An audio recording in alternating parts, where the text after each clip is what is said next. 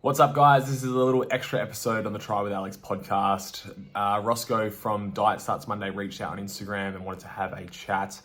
It was actually incredible. I really enjoyed sharing my story and my journey rather than interviewing somebody else. We talk about the whole lead up to sub 10, the plans after sub 10 at Cairns, his journey towards Ironman in Italy, and a whole bunch of other stuff that I just know you're going to love. So please, as always, like and subscribe to the show. It would really do me a favor. And sit back, enjoy. Um, but yeah, Alex Coe, welcome to the Diet Starts Monday podcast. Thank you, Absolute Roscoe. pleasure to have you. I know we're going to do a little bit of a collab with Try with Alex on your podcast. Yes. Um, but yeah, thank you so much for coming. For the people out there, we are two similar-minded people that have come together from across the world through the power of social media, really, which is kind of crazy Yeah. if you think about it. I wanted to ask, how old are you now, Alex? I'm 28 now. Okay. Yeah, still a spring chicken. Yeah, so I'm 31, so we're similar ages. We've both done a half Ironman. We're both training for a full Ironman. We both have podcasts. We're both trying to motivate other people to get after it in their lives. So it's weirdly uncanny. But we're practically the same person, mate. Just living on Yeah. the other world. One South You're African, one in Australian. London, right? I'm in London, but I'm born and bred South African, Cape Yeah. Town. Nice Only accent. moved to, it's my 1 year on the 28th of March, actually, in Oh, London. very So nice. bit of a How do different you like London? experience. It's good. I mean, it's different. It's fast paced. It's definitely a city life, which isn't the best from a training perspective, but from a nightlife perspective, and meeting different people and growing your network, and it's quite an international hub. Mm, So it's fantastic for that. I actually lived in Mauritius for 6 years prior to this, okay. so bit of a different swing. Small community lifestyle, island life. Great for outdoors. Lived in the summer. Didn't put a jersey on. Yeah. So different, but I'm loving it. Tell me, where are you based? I am currently on the Gold Coast, Australia. Originally Okay. from Perth. Grew up and spent all my time in Perth, but actually spent some time in London as well. I spent Okay. a good 2 years over there between the years 2019 to 2021, I think. Okay. And funnily enough, my diet starts Monday moment was in London. So we'll get to that shortly, I think. Well, No. just before we do, I wanted, because that was COVID 2021. So how did you get out? I actually moved to Mexico for a while. Spent about 9 months there throughout the main part of COVID, and then by the time I was ready to leave Mexico, it was all dying down, and I ended up going to Bali for a bit after that. But yeah, I've just been hopping all over the place for the last sort Okay. of 5-6 years. Okay. Well, let's do that. So this is a new thing for us as well, and we're trying to grow the message and what it really means, the Diet Sauce Monday name, and it kind of was sitting right in front of us. But when we ask people now moving forward, what was your Diet Sauce Monday moment? It's that moment in life where you really wanted to make a change, or you wanted to go after a challenge that sort of for the better, to improve yourself, or whatever it may be. It can be as small as having a big weekend and then saying, the Diet Sauce Monday. That's really where the name originated from, all the Yeah. way to wanting to become a triathlete and setting that date, setting that race. So yeah, so what was your Diet Sauce Monday moment? Well, my moment was a big weekend, man. It didn't start with like a big challenge or something that I wanted to complete. It was just a fact of the matter that I was not healthy, and it was a really trying part of my life. I was living in London, had been there for a year and a half now, and the yeah the drinking scene, the drinking culture there, the drugs culture was quite luring, I guess. And I went over Absolutely. there and moved away from the fam and stuff, and just found myself in a spot that it was just so bad, man. Like it was really unhealthy, and it was New Year's Eve party. Had like a big night out, and then the next day I was just extremely sick, and I spent the next 3, 4, 5 days in bed, just sick, but then also depressed. I just like felt really sorry for myself, and that was a turning point for me. There was a moment somewhere in those 4 days where I was like, I can't live like this any longer. Mm. I can't do this, and it didn't just happen overnight. Like it wasn't a quick switch. It was a long grind out of that mode. But yeah, that was definitely the turning point. That was the bottom of the bottom, I think. And then started like reading some. I never read or anything. Like growing up, I was very much a sports guy, and Mm. reading was I almost pushed it away. And then I found audiobooks. I actually started enjoying audiobooks. I listened to a couple of sort of growth books. Started exercising again. Started eating a bit better. Cut alcohol out of my system. Just went cold turkey for a month, and yeah, although it Amazing wasn't what that can do. yeah, like it wasn't overnight, but it did quickly. The mindset quickly changed, and then Mm. all of a sudden it was rippling in the right direction rather than spiraling in the wrong direction. And then since that moment, like you obviously have peaks and Ups and troughs. downs. Yeah. I've had a few troughs, but from that moment, I'll never get back to that now. Like I'll never get back to that point where I'm feeling that low because of that. Anyway, Yeah. What were you doing in terms of a career in London? I used to be a teacher, Okay. so I was doing the 9 to 3 with Yeah. all the kids, and that lifestyle didn't really fit with drinking every night and partying and stuff like that, because I would just go and go to school, and then the kids didn't want to be there. I didn't want to be there. It was just So yeah, was no it one. older kids sort of? Yeah, high school Okay. maths it was. Yeah, there's that show Adolescence, and you kind of get a feel of what the schooling's like in the UK, Yeah, with the kids. I think the schooling system is bad everywhere, to be honest with you. Mm. This could be like another whole podcast in itself, but I really think there's problems with the education system. But being almost borderline alcoholic and experimenting with drugs didn't at all fit with the teaching Yeah, life as well. So, but I can completely relate. I mean, London, you go to the pub, even in summer, the pub just moves outside. It's yeah, very much the social element. Even at work, I work in finance. If you're not having a beer when you're going to meet these partners, you kind of get looked at like, are you mm. crazy? And if it's not summer, like there's nothing else to do in London except for go to the pub in winter. Like that is all you Well, do. yeah, and so I'm trying to find a way to sort of get that training life and trying to keep it consistent. During winter, it is tough. I got used to it, throwing on the tights and the gloves and the beanie and the scarf and going for a run in -2 degrees. But yeah, Yeah, it's tough. yeah, It's definitely tough here. Yeah. So I'm actually quite keen. It's going to be a part of my sort of process and journey. Training for a full Ironman in London like adds a different yeah. dynamic to it. That's really exciting. Where is your full Ironman that you're doing? So we're doing Emilia Romagna in Bologna in Italy. Okay. Oh yeah, Uh, nice. Oh, yeah, it's lovely. a nice track on the coast, quite flat. I think a lot of the hosts are looking for a flat surface. Yeah, 4 laps run, 2 laps bike, which is not the best, but it's okay. You can kind of pace your race quite nicely. I think Cairns Um, is the same. Yeah. yeah, and a lot of the boys are traveling from South Africa to join. So we've got quite a big squad. It's quite nice when the Ironman does a half and a full on the same weekend.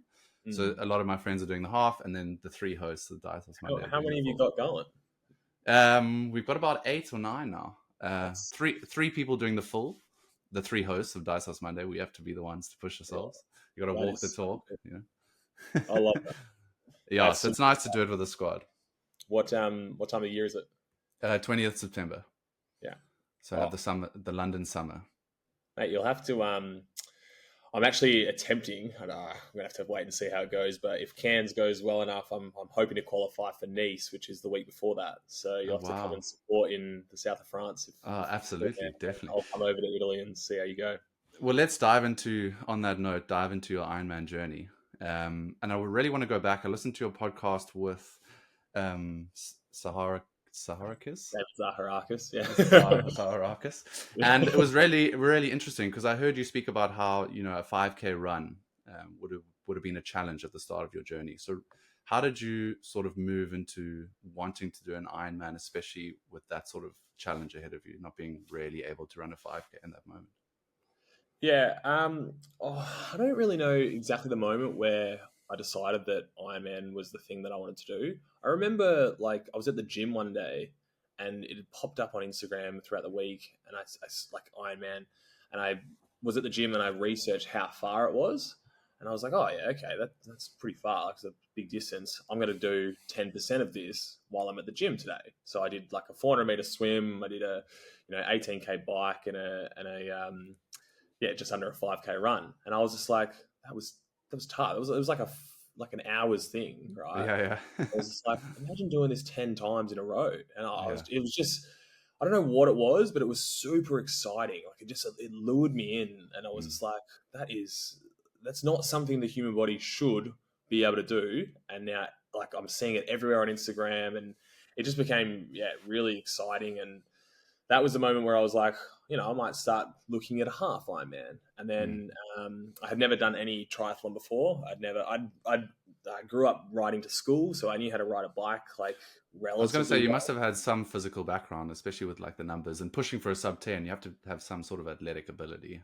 Yeah. So I'm actually not sure what part of the podcast where I said that a 5K run was challenging. I grew up playing footy, like Australian football. So I've always had like a decent fitness base. Like I've always been able to definitely run that was my strongest suit. I grew up riding to school, which was a good, 15 Ks each day there and back. So I could do the basics. Swimming I was like okay at, but never really trained for it. But I'd never put it all together, and I'd certainly never done a triathlon, and I'd never trained specifically for each discipline, right?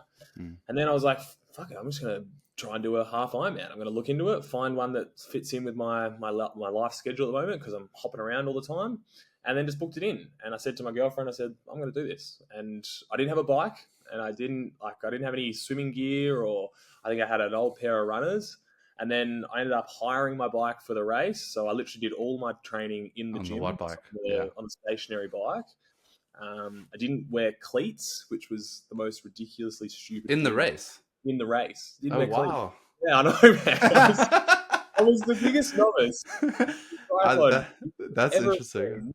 And I just rolled up to the start line and had a crack. And you must have been the only person in the start line without cleats. No, I wasn't, because when I was racking my bike, I was looking around at everyone's bike. I said, "There's no push pedals here. There's none." And then I found one other. I found one other bike, and I was like, "Yeah, not the only one." I was like, "God." This classic. Is another thing, man. I rocked up to the race. This is in the northern England, right? Up at Bolton near Manchester. And it's like pretty chilly up there at the time of the year. I think it was, I can't remember what time of the year it was, but it wasn't hot. And I just rocked up thinking, oh yeah, I'll be swimming, so I'll be quite warm in the water. I won't worry about a wetsuit. And then I got there and they were like, you need a wetsuit, man. I was like, what do you mean? Like, I don't have a wetsuit. Why do I have to swim like that? And they're like, no, it's going to be freezing and it's going to help. It also helps a lot, yeah. It was a lake, so there was no salt water or anything. It was no buoyancy. So I went to Sports Direct the Saturday before the race. I walked in there and bought a $40 wetsuit that I just wore for the race. Was it like a surf wetsuit, or was it actually a surf wetsuit? Yeah. It was, mate. It was I love that. It was the most novice bloke starting in a triathlon, just doing a half Ironman that anyone will ever see. It's hilarious. And that's the only one you've done so far? Yeah, I've done a couple of sprint triathlons now, and I've got the knack with transitions and everything now. There's here on the Gold Coast. It's quite hush, but there's a little community in that has started this Friday afternoons mini triathlon thing. It lasts for about like 40 minutes or something each Friday afternoon. So really ghetto. There's no proper transitions or anything like that. You just sort of put your bike on the floor, then you do your run. That's quite cool. It's been a really good opportunity to just practice the transitions, get onto the bike fast, get off the bike fast, start running, and yeah. Well, that leads me to sort of, where did the sub 10 come from? And this is an interesting one because I'm thinking I haven't set a time for myself. I think I should. I think it's quite nice to chase a goal like that. But was it a statistical decision, or did you just see sub 10 as being sort of where you wanted to play? So guys, as an age group athlete, I'm sure you are aware that recovery and sleep is the most important thing that you can do for your body aside from training. It's the one thing that makes you get up the next day and be able to go again. Now, if you've been following along on my Insta journey, you'll know that on day 130, I went through my sleep routine.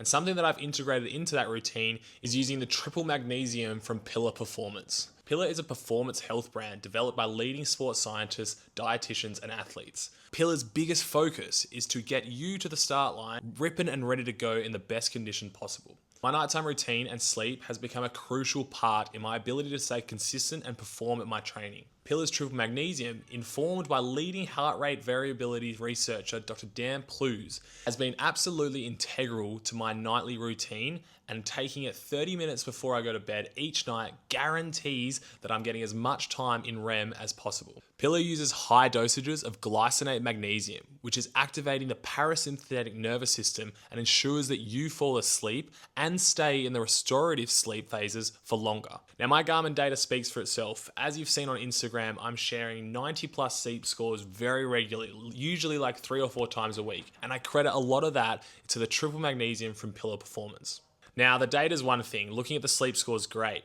But the biggest metric that I go off is how I feel in the morning. I wake up feeling refreshed, restored, and ready to tackle the training that day. So if you're wanting to give the triple magnesium a go or any other products from Pillar Performance, then head over to pillarperformance.shop, or for the North American viewers out there, head to thefeed.com, and you can use the code ALEX to save 15% off your next purchase. Lastly, guys, a big thank you to Pillar Performance for supporting the Sub 10 journey and sponsoring this episode of the Try with Alex podcast. To be honest with you, man, it was Zaharakis. So Okay. I started because he was on Survivor the year before, and he played football, professional football growing up. Mm-hmm. So I'd always like idolized him a little bit. I was looking up to him, right? And then I started getting into triathlons, and he was doing Ironmans as well. And I was like, far out, this is sick, man. He's like literally living the same life as me. and then he did Port Macquarie here in Australia, and he did it in 9:47. And I saw all the photos and the videos, and I just fell in love, man. I was like, I need that feeling. That just looks insane. And I just I just said, I'm going to do it. I'm just going to do sub 10. Like I had no idea whether I could. I had no idea whether it was too far out of reach. I just thought, I'm just going to try and do that. And then I figured if I vlog it, like if I keep posting about it every day, it'll make it real, right? Yeah. And then I'll find a way to accomplish it. And I only had this little aluminium bike in the Netherlands that I was training on. And I remember doing the math and the calculations, being like, I'm going to need to hit something like 34 at a minimum on the bike. Like if I'm not getting 34s, I'm really going to struggle. That's pushing. Yeah. And then this aluminium bike, I was like going as hard as I could and not breaking 29 Ks an hour. And I was like, I'm not going to be able to do this, man. Like I can't, how the hell am I going to figure this out? I'm just going to have to train and train and train. And then I realized that a carbon bike and a TT bike makes a hell of a difference when you Really? Yeah. Okay. Oh, man. So I'm on an aluminium. Oh, man. Roscoe, Game changer. You're just going to have to find one on Marketplace, man, or just get one that you cannot race an Ironman on aluminium bike. You just can't. Okay. I would highly recommend you don't do that. Yeah. Because I struggle to break the 30 kilometer per hour as well. Yeah. So I relate 100%. Oh, man. I'm so glad that this has happened because you're going to get one now. You'll get a bike, a carbon bike or a TT, and then you'll just be like, okay, I get it now. Because cycling, talking about discipline, is definitely my worst discipline overall. So I never was a road cyclist. I'm a runner and I'm a strong swimmer, which is a pity. I can swim for years. Yeah, right. So biking was always, I never rode bike with my friends as much as they wanted me to do it. Cape Town is quite dangerous, I guess, so that fear factor. You know, they're cycling on highways and cars are driving 120 kilometers and things like that. Yeah. But it's beautiful, one of the most scenic cycles you'll ever do. So maybe I regret that a little bit. So I'm still getting into the cycling, which is a pity. What's your sort of strongest discipline and what do you prefer in terms of the three? Ooh, strongest discipline is probably still running. I've just been doing it the longest. But since getting the bike, since getting GG, the whole GG, yeah, that's my bike. The whole cycling game just changed drastically. Like, aren't you giving your bike away? I am giving my bike away if I don't do sub 10. I think I did enter. You could enter that by following. No, it's just anyone that's following the Instagram. Yeah, that was just that. Yeah. I think I'm going to have to. I've had a recent debacle on Instagram with one of my haters buying me followers on Instagram. I wanted to ask you about that because how's that even possible? Surely you'd need your password or. No, there's literally websites. So I was actually creating a business a while ago, and this was part of the strategy is to buy like your business 10,000 followers so it looks legit, right? And it builds trust. So I used to do it for accounts when I was building online businesses. So you don't need a password or anything. You can literally just go onto this site, buy 10,000 bot followers. I think it's like $30. Enter in any username, and it will just upload. Like the account will just upload all these bot followers to follow that account, and that's what he's done. And this one of my haters, which is infuriating. So do you know who it is? I don't know. Definitely, I don't know, but I have a very good inkling who it is. We had a bit of a feud on Instagram about 2 months ago when I was back. I think in I saw Perth. that. Yeah. Yeah, same bloke. But I don't want to get into that. Like it's No. Yeah. But I mean, yeah, it's one. So do you think on the social media and these platforms, a lot of people have these big followings, but they're sort of these ghost followings? So is it, I think it's a lot more common than people realize. Yeah, yeah. And I we tried. look up to these people. Yeah, yeah. I mean, it's hard to never know. I could never say to you that person has definitely got X amount of Instagram followers that are bots without going onto every single follower and then going through their Instagram and trying to find. Like, there's definitely ways that you can tell, but it's just endless amounts of work to try and identify it. So. I think a really good way that you can tell, though, is like if you go onto their account and you go down and it says all the content that they're posting has reviews that are relative to the followers that they have, you're like, okay, then most of these followers are genuine and organic, right? But if you go onto a page, like I'll tell you, man, there'll be so many brands, especially new brands, that will buy 10,000 followers. You go onto their page, and then the views on their reels will say 300, 400, and you'll feel like, okay, they've obviously bought these followers, right? Because it doesn't relate. So yeah, I mean, I find it quite tough, the whole Instagram thing. And one question I had for you was just how much time you're putting into it, but it is quite a lot. And when we post individually as Diet Monday, the traction engagement isn't as strong. When we collab, it's great. So I kind of see that as a positive, because in the algorithm, Instagram is liking us. So when we collab, it kind of expands a lot. But then when we just do us, we are just working with our sort of market or our niche or our followers, which is still small, but growing organically.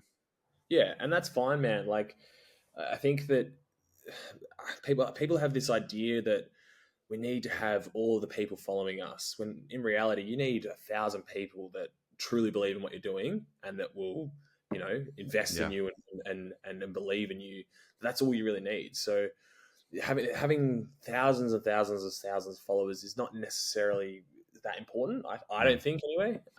It's nice, and the bigger the audience you can get that actually really enjoy and find value in what you're doing, great. But I wouldn't base everything on trying to get as many people to see Diet Starts Monday. I think you should look at who more about the engagement, with Diet Starts Monday. And tell me, the stress of the social media, has that added to the stress of the training? Because it's a lot. I mean, you're posting daily, and I do all the Instagramming for Diet Starts Monday. I mean, I know what that takes.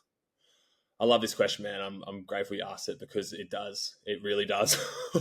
Oh, man. I have many, many days, especially at the moment, where it just gets too much, hey? And I've really committed to staying consistent with it. Like, I'm 2 or 3 months out from Cairns now, and although I've missed a couple of days and I catch them up, like, I'm going to get there. I will definitely make sure that I stay consistent with the posting and I update everyone on what's going on. But post Cairns, man, I've got to definitely revise the strategy. I won't stop posting, but it can't be what I'm doing now. It's too much. It's really... Do you have a content calendar and a process, or you just go? So because the majority of my content is like daily reels, it's like a story of the next day. I can't go and plan that far ahead, right? I think I'm like a day ahead, and I can plan my what I'm going to talk about in each video. Sometimes I'll plan like, all right, I'm going to do my bike cleaning video on Tuesday, and I can have that set in my mind. But I can't go and like plan too far ahead, because my life changes, right? And then all of a sudden the training schedule changes or whatever. So I think when I finish the Cairns journey, I will really be planning what sort of strategy I'm going to do, and I'll be setting a strategy that I can plan well ahead, Yeah. like a month ahead, because it just makes everything so much easier. Well, that's the world I'm stepping in, because I'm also not lastminute.com, but like it's a stress every week to get the content out that we need, and we're trying to get it together from South Africa and London, and sometimes we're ahead with podcasts, sometimes we're doing it on Wednesday night and need a release on Thursday morning. Yeah. So it can become quite crazy. But what else are you doing? Because this was a question one of my hosts had, was you're doing the social media, you're doing the training, are you working as well? So the work at the moment is through the brands that I'm getting paid from. So like the apparel company, I've got another one for sponsoring the podcast, Pillar Performance. I make my money. It's relatively sporadic, but I get paid creating videos for these brands. Now you'll see some of the videos, like you might see one from the Athlete's Foot that I share to my audience as well, because it's valuable to them. But there's a lot of videos that I create for brands that I don't share to my audience, right? I share it as UGC, and they pay me to create that video that they then use for their own marketing strategies. Okay. That's the main source of work at the moment, and it's time consuming, and it always seems to be the same thing. Like I'm always creating more content for brands, and I'm not. It's not that I don't love it. Like I love my lifestyle, and I've designed my life to be like this, and I froth it. But it is a bit repetitive, and it's a bit like I don't want to sell. I don't want to have What's to next? I don't want to create videos for other people's brands. I really want to create videos that I can make a living off myself, right? So I'm trying to bring out a beginner's triathlete course at the moment. It probably won't be my final product. I don't think it's going to make me millions, but I think but it's a good start. Yeah. It's a really good thing that I think some people of my audience will definitely buy it, and they will get a lot of value from it. I'm putting a lot of work into it, man. And what it's doing is it's teaching me how to make a really cool digital product that I can sell. And now I might think of a different idea that I can then sell. And then all of a sudden, if I create things that I know are truly valuable that are my own, and then I can sell them to my audience because I really believe in them, I'll fucking make videos all day like that, man. Because fine, then I'm not selling someone else's product, right? So that's the avenue that I'm trying to get down. And then if that leads into like coaching down the line as well, I think that I've got a 4-year teaching degree that I may as well use in some sense, and I would really like the idea of coaching other athletes. I personally would like to coach specific athletes, like athletes that want to go above and beyond. They don't really I don't want to get someone in to just like finish, just finish like a sprint triathlon, say. That's not what fuels me. Like I'll create a course for you and show you how to do it, and you can go and do it. But if I was to coach someone, I would want to coach them to achieve something that they didn't think they could achieve. Physically and mentally almost. Yeah, that's what would fuel me, because they're the moments that have changed me for the better. So I want to try and help someone else get to that, right?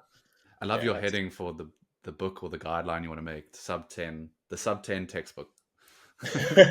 How to get the sub 10. How to get the sub 10, yeah. No, I think if anyone's trying to go for a sub 10, it might be a more of a personalized coaching thing. I don't think sub 10 is something that most people can just rock up, read a course, and then go and do. Well, let's talk about me, because I'm right in that seat. So I did a 5:45 half marathon, a half Ironman last year. Half Ironman. So I've got this full Ironman in 6 months, and I'm locked in already. I mean, I'm training twice a week, twice a day during the week and the weekends, and I've got a 9 to 5. So this is where like people like you are inspiring for me. I want to be on the social media like you are. I want to train like you are. I want to do these races. But where I get sort of a break or a handheld is the 9 to 5. Man, it's inspiring. I think your journey is way more impressive than my journey. I couldn't do what I do if I wasn't flexible enough to like if I was doing a 9 to 5. I create my own hours, and I'm very blessed, and I've designed my life that way. But what you do, man, I just it's amazing. It's amazing. Yeah, and the kids doing this as well. It's incredible. Because most of the people are in 9 to 5. I mean, your mundane average bloke working a 9 to 5 in finance, whatever it is. But you see, they look at these people on social media and they think what they're achieving is possible. Even if you look at professional sportsmen, and you just got to remember that these guys are doing it full time. So when you stressed and tired at the end of the day, just purely from work, let alone getting up to train twice a day as well, you have to realize you have to work within your lane. Yeah, 100%.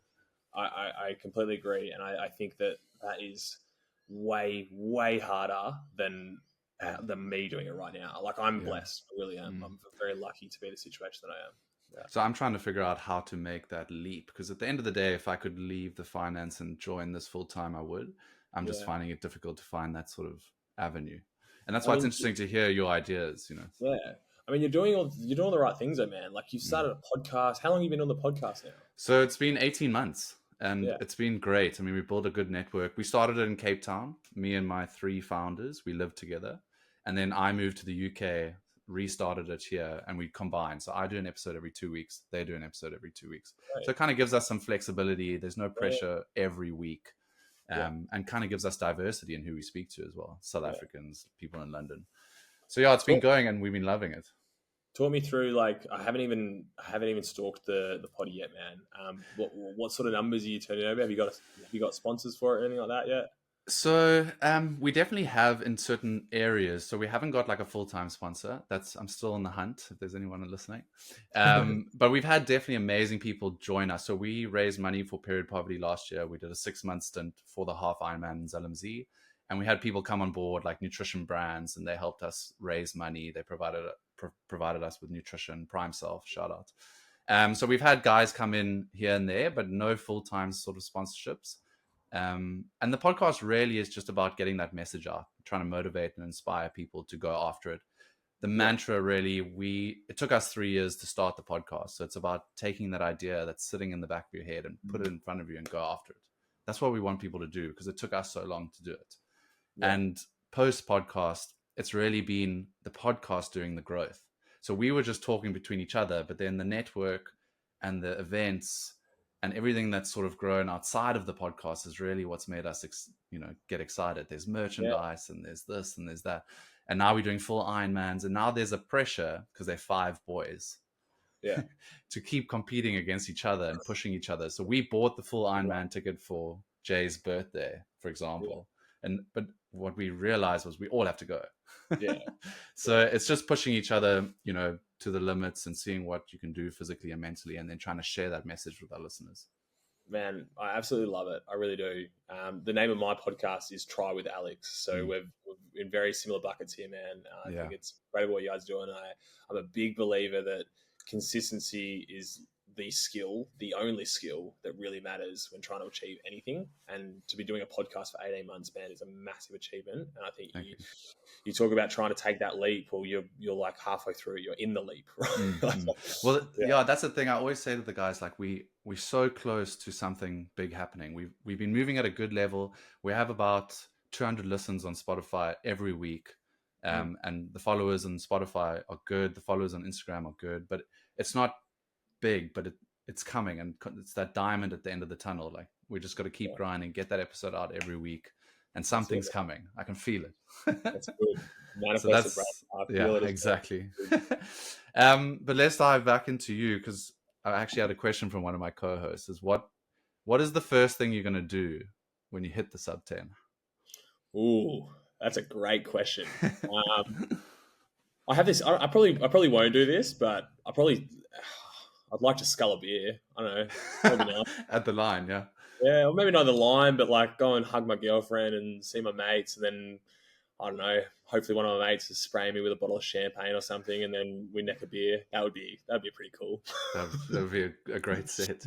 Do you have a sort of mindset where you're going to be okay if you don't hit it? Like, is that, you got to, I know a lot of boxers go into their fights and they prep themselves mentally for hitting the floor, that might happen and all that type of thing. Yeah, I really believe in myself. I really think that I'm going to do it.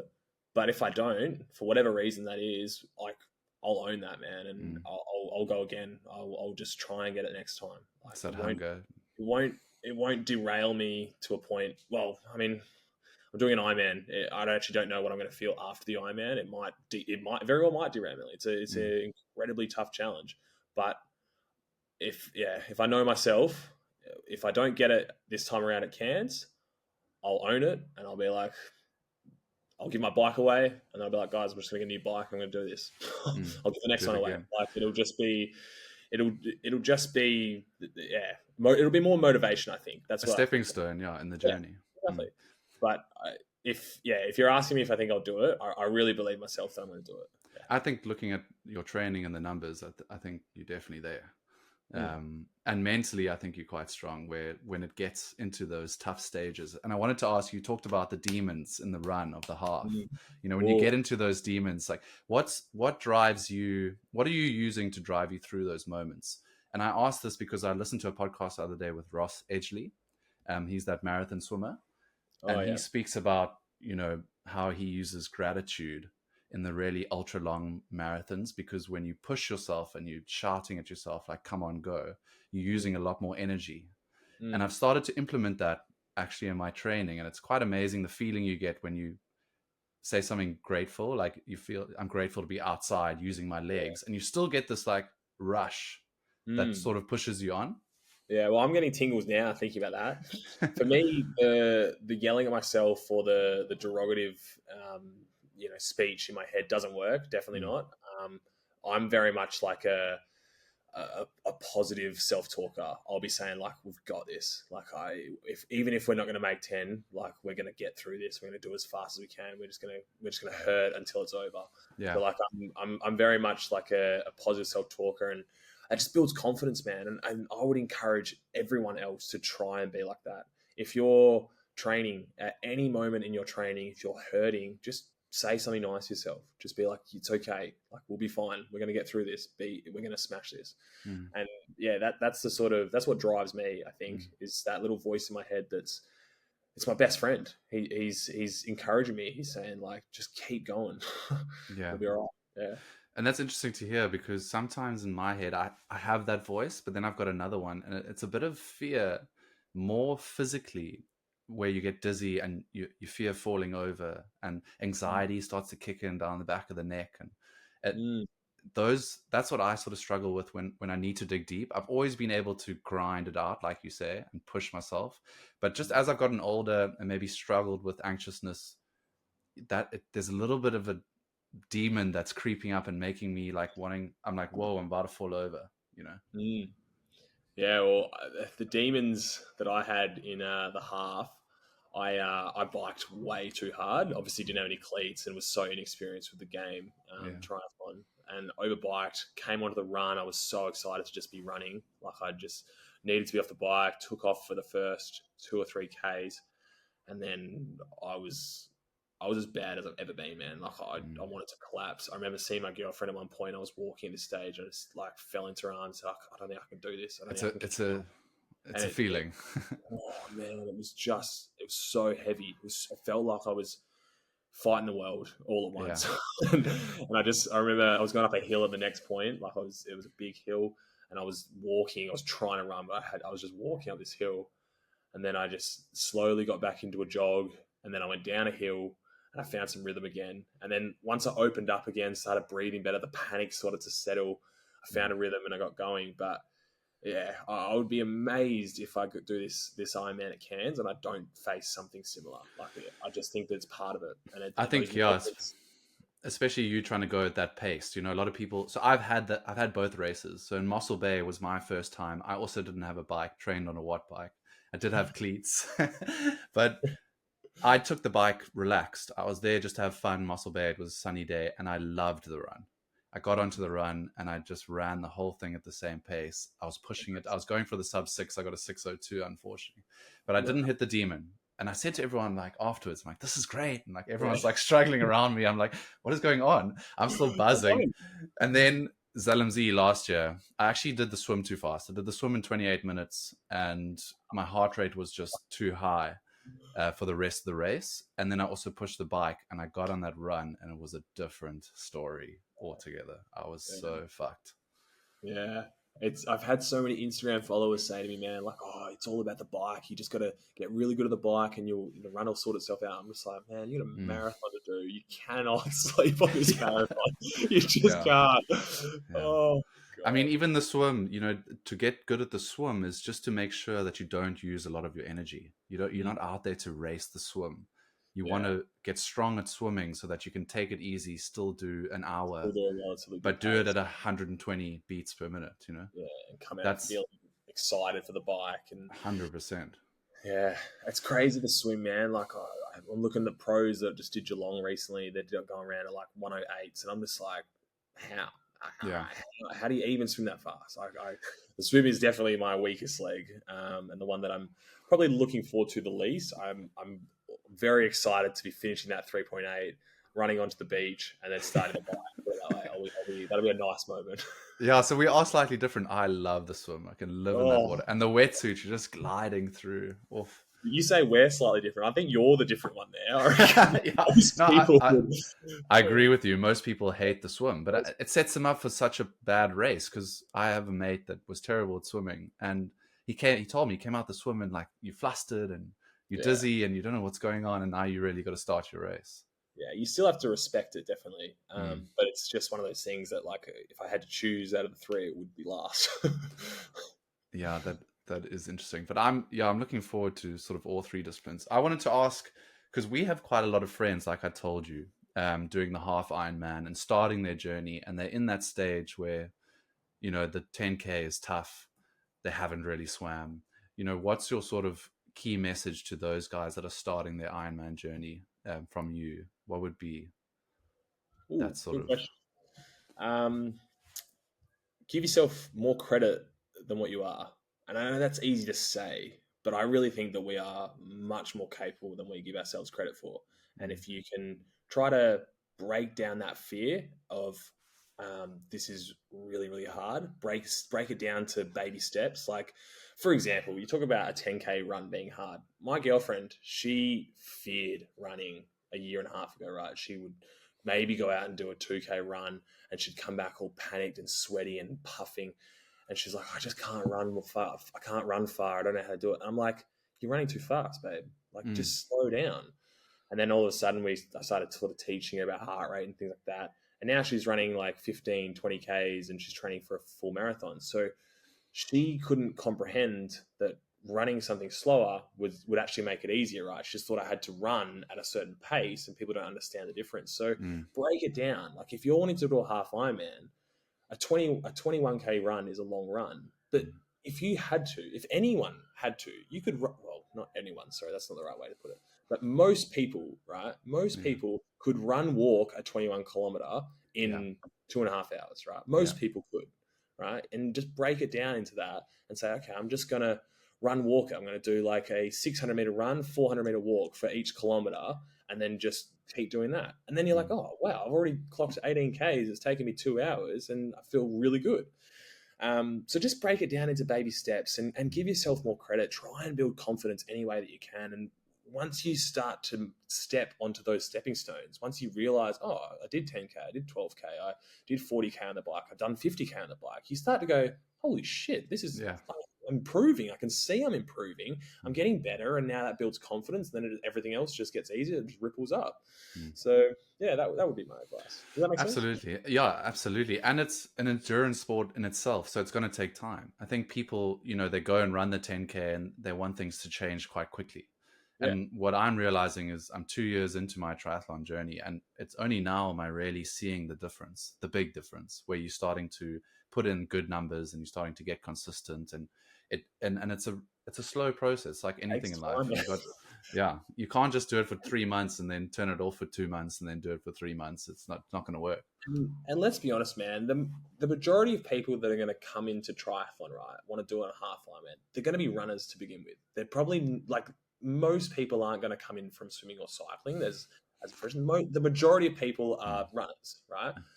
When people are beginner runners, they run 5Ks, maybe 8Ks, 10Ks, whatever it is, and they're running that relatively fast because it's 20 minutes, 40 minutes. They're like, oh, my body can handle this at a relatively quick pace. You now throw in 21 kilometers of running and a 90 kilometer bike. You can't do that fast, man, if you have never done endurance sport before for a long period of time. So they come in thinking, oh, I can't. How am I going to do an extra 10Ks? But just bring it back down. Go at a slower pace. Yeah, that's what I would be doing. That's what I had to do when I started, definitely. But you are definitely right. Anyone can really do it if they put their mind to it. I mean, that's what I think. The cutoff time for an Ironman is like 16 hours, man. And most people on Earth, I think, if they had a crack at that, could do it. I'm talking like 80% could rock up tomorrow, and if they put their mind to it, they could do it. I think that. 100%. And I have an inspiring story for you, and a shout out to Tracy, who was one of our guests on our show. She came on our show just after she had gastric bypass surgery. So she was 150 kgs, obese, had the surgery. And she came on our show and she said, guys, I'm going to do a half Ironman. Now, the doctors and everyone was like, okay, possible, but you're going to have to put your head down. Like, this isn't going to be an easy task. You can hardly walk. Anyway, fast forward 2 years, she's done 3 half Ironmans, and this weekend coming, she's doing her full. No way. That's fun. So she's got the full in PE in Cape Town. So shout out. Getting tingles, man. I love good luck. I'll send you her link. It's it's unbelievable. But I would love to follow her for this week. And see how she goes. That's incredible, man. And like people have this I can't in their head all the time. I could never. Right. And then you hear stories of this and I'm like, well, you can. Like, absolutely you can. There is no reason why you can't. You just don't think you can. Yeah, it's all a mental game. It's your willingness really to put in the time, because like you say, someone like me with the 9 to 5, it's time. But if you love it and enjoy it, it's different. I get up at 5:45, my coffee's already made. The good morning starts the night before, my previous guest told me. So true. I've never really, that's true, but you've never really done it until you've done it. Mate, it is. Oh man, I hope that somebody that's listened to this podcast buys my beginner's triathlete course, because that is one of the biggest lessons that I put in there. Is that if you prep your day the night before, you will have such a better day. You will have such a better day. And that, like, everyone's like, oh yeah, I know that, but do you actually put it into practice? So I put my coffee in my mocha pot, my banana, my juice, all made. I walk downstairs and I'm out. It's crazy. Yeah, man. I've got all of my training kit, whether I'm swimming or running or cycling, everything is ready to go. My pod machine and my coffee it's nice and easy. Man, it makes a big difference. My girlfriend, she wouldn't have laughed, but it was definitely like she didn't quite understand it when I started doing this, and now she's just like full invested in it as well. She'll be planning a whole day out before we go to bed. The alarm goes off at 8 p.m. and we're like, all right, let's start planning. Let's get tucked into bed soon. Yeah. Well, I love that. So there's 2 segues I want to go into. I want to ask you about your nighttime routine, and specifically about the nose strap, because I'm a mouth breather. So is it worth, I haven't tried it. Is it something definitely to add to the... I get this question a lot from a lot of followers, because I wear them all the time. I would simply try it, man. I think it's going to cost you like 15 pounds, or I think I got them for 20 euros when I was over in Europe at the time. And that lasts you for like 2 months or something. Okay. And I was like, I'm just going to try this. And it definitely works for me. I would highly recommend everyone try it if you would like to try it. As soon as you put them on, if you put them on correctly, your nose it's seeing, like, the feeling you get, it's just like, oh, that's way better. Like that, it just seems to be much more oxygen coming in, and that's the only thing that I can go off. I also started using them because I heard it from Andrew Huberman on a podcast. Andrew Huberman. I've got it. So I trust him. Like, I think that what he does in life is really inspiring, and he has a lot of knowledge in the space. So I'm like, okay, I'll give it a go. That's the reason I tried it, and now I would highly recommend everyone else try it if they're thinking about it. And then if you're like, oh, actually, this isn't working for me, just stop. Like, you don't. Yeah. Well, my girlfriend hates that I breathe out my mouth when I sleep, so that's really what we're trying to avoid. I've even started using the mouth tape at the moment as well now. So really, okay. Yeah. And your sleep routine from start to beginning, because I know you struggled with sleep, and now it's definitely for the better. Definitely better. Still not perfect. I would still love to keep improving sleep on it. I think it's so important for not only training but life, man. If you're sleeping well, your days are better. It's as simple as that, I think. The nightly routine starts at 8 p.m. The alarm goes off, and then so you set an alarm, okay? Yeah, it's just a really mellow alarm. But as soon as that goes off, I start planning my day tomorrow. So like, I'll put everything out, or I'll write down in my notes what I need to achieve and when I'm going to achieve it. It's only like a 5 to 10 minute thing. It doesn't take me long. Set the alarm, whatever time I need to get up, I'll set my alarm and then put the phone on charge. That's the last time I see my phone, because I think it's really important to get away from screens and to separate the day from the nighttime. So 8:15 is when the phone's away. Then I'll have a shower, hot shower, like quite hot. I try and like Sauna almost. yeah, I think that heating the body up before bed is really, really good for sleep because your internal body starts to cool. And when you're sleeping, you're actually dropping like a couple of degrees in your body temperature.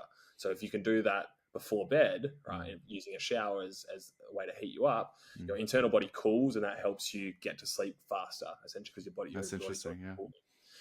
So have a shower. Then I'll obviously brush my teeth. I use magnesium. Now, I've been having some magnesium from the chemist, which is, I think it's been shit, if I'm honest. But Pillar Performance have just sent me it's called like a triple magnesium recovery sleep thing. So I'm going to test that out. I literally got it today, though, so I can't comment on how good it is. But definitely, I've come to learn that having magnesium before bed is really good, and I'm definitely trying to build a habit around that. Nasal strip on, and then I will try and read for about 10-15 minutes. But reading's powerful. Yeah, but if I'm honest, I haven't been lately. I sort of skipped that step a little bit. But I think that reading for a little bit, one, it really tires me out. It disconnects the day. I start to do something else, and I'm leading into nighttime, and it makes me really tired. And it's like you say, it's powerful, man. There is just knowledge. Any question that you've ever had in your life is somewhere in a book. So, like, absolutely. if you want to know something, reading is the best way to find anything out. 100%. Yeah, that's so read. Sorry. No. I was just going to say that it's a good routine that you got, because obviously, for us, I also add in that I don't eat for 2 hours before. I try not to eat for 2 hours before bed. Another good one. Again, I'm really bad at that, but definitely if you can eat 2-3 hours, I think that the earlier that you can eat, the better. But the problem you see, like what I've said with the 9 to 5, it's hard to set that alarm at 8 o'clock if you're only getting home at like 6:37. Yeah, man.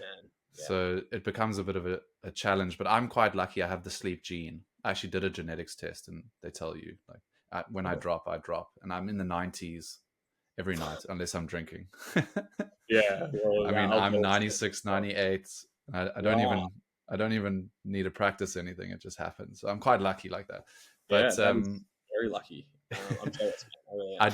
I definitely feel the difference. Like when I'm not drinking, when I'm sleeping well, when I'm training, when I'm eating right, I'm on a different level at the moment. Like I'm just operating mentally and physically. Just I'm cruising. It's an unbelievable feeling. Effortless. Everything in life feels effortless when you have to sleep, I think. Yeah. And I wanted to ask you, with we spoke about all the social media and we spoke about all the training. What are you sacrificing? Are you sacrificing quite a lot in terms of social life, family time?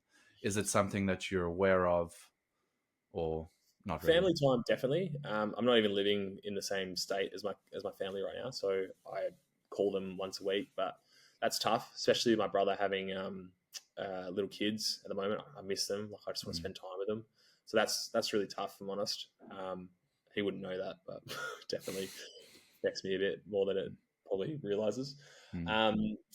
In terms of social side of things, no, because I've found people that love doing this, and I see them regularly. Like I see them, 2 or 3 times a week. I'm at the tri club and we're doing a long ride, or we're doing a swim together, or we're going out for a run club.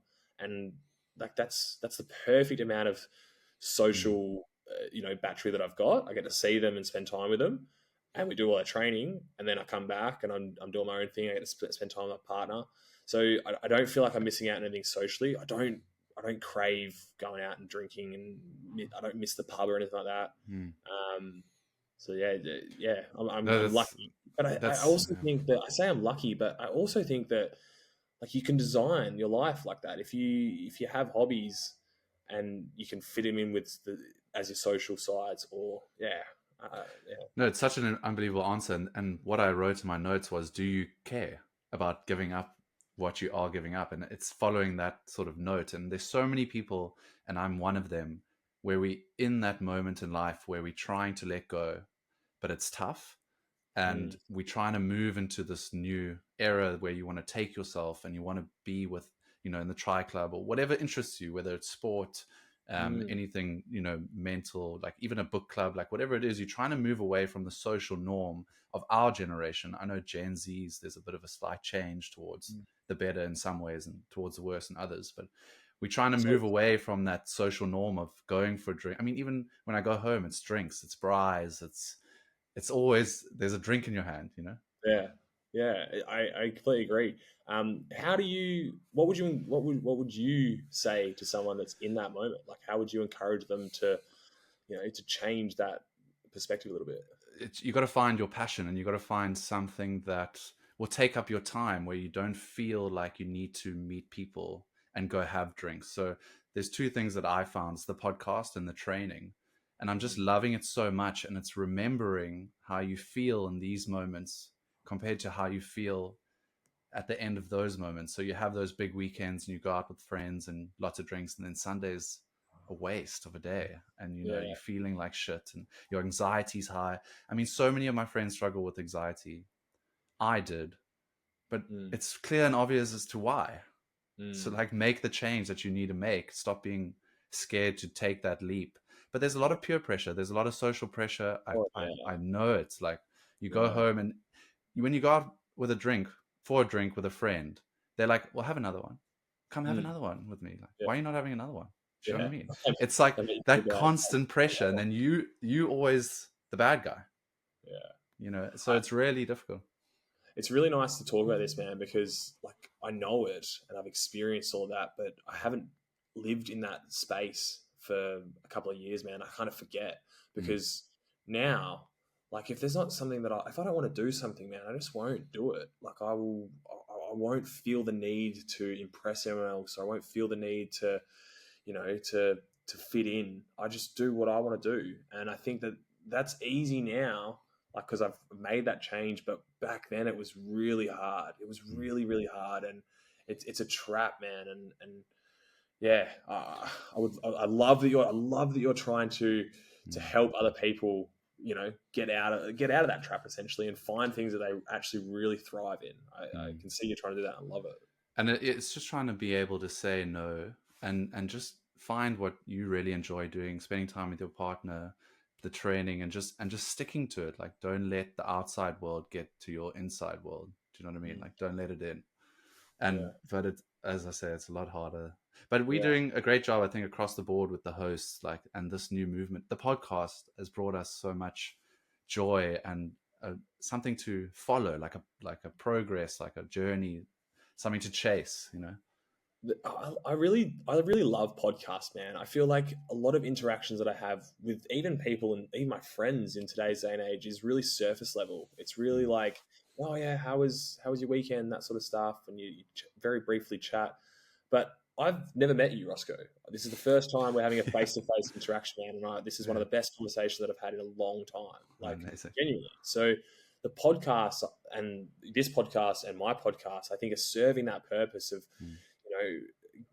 understanding people at a deeper level, and then sharing that with other people to make them feel like, oh, I'm not alone. Like I'm not the only one that thinks this, or I would really love to try that, and they've got someone to inspire them, I guess. Yeah, exactly. I love It's sharing that message so people can know. I mean, I even had to go to Australia to find you and bring you in to like share like let these people know what you're doing, and like try and get it out of them, because trying to find people in London's a little bit harder. I'm very grateful. I'm very grateful. Yeah. But yeah, I mean, like you said, that was an unbelievable conversation. I could go on for hours to talk about Yeah. the triathlons and stuff, but I do need to get to my 9 to 5. I But we'll definitely do it again. I'm keen. And if you ever find yourself here in the United Kingdom, I'll travel across the state to come. We can train. We can do a race together. Maybe we do a half somewhere. We can go into Europe. Well, I will definitely. Well, no, I won't definitely, but I will 95% be making my way to Europe in late July, early August, and Okay. I'll be spending a good 3 or 4 months there. I'll be staying most likely in the Netherlands, Okay. and then I have a British passport. I'll hop over the pond and come and spend some time there. Well, have you heard of the T100? Yes. I wanted to bring this up. So I'm doing the one in London in August. Oh, you should look at that. I might actually do that. You should look at that. It's a cool race, as you know. It's the 9th. Oh, that's a big chance, actually. That's it's a sick race, and in London, it's cool. I'm doing it. It could be cool. All right. I'll keep you posted. Yeah. It's it's definitely gonna depend on if I'm racing at Nice. If I am, then I'll be coming to Europe. And of course, yeah. If you qualify, Yeah, and Is qualifying sub 10? Is that qualifying? No. Qualifying depends on everyone else that's at the race. So I Okay. don't quite fully understand this as well, but I believe that, yeah, there's X amount of spots, and depending on how fast everyone else goes on the day, that it rolls down to It's like a bell curve. Yeah. either people can accept it and buy the ticket, or people can decline it and not do it. But again, I'm feeling confident that I will. And yeah, I would love to race the World Championships at Yeah, Nice. that would be unbelievable. I'll be one of your fans, definitely.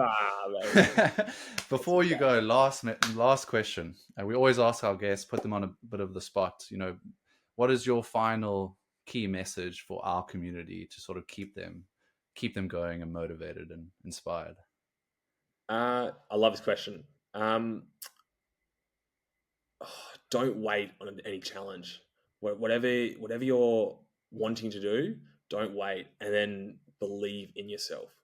That is, it's a little bit cliche, but genuinely, man, like if you can find belief in yourself, if you can start to tell yourself, I can do this, everything becomes possible, man. And that's what I would love to share with the world, is somehow show the world the confidence and the belief that I have in myself, and teach and help other people find that in themselves. That's what I'd love to do. Beautiful. I love it. Alex, thank you so much. It's been a pleasure, Roscoe. This was amazing. Yeah, we will chat. Good luck for the sub 10, and I will be watching. Thanks. Talk to you Cool. soon, all right? Cheers. Cheers. Bye. Cheers, Alex. Bye bye.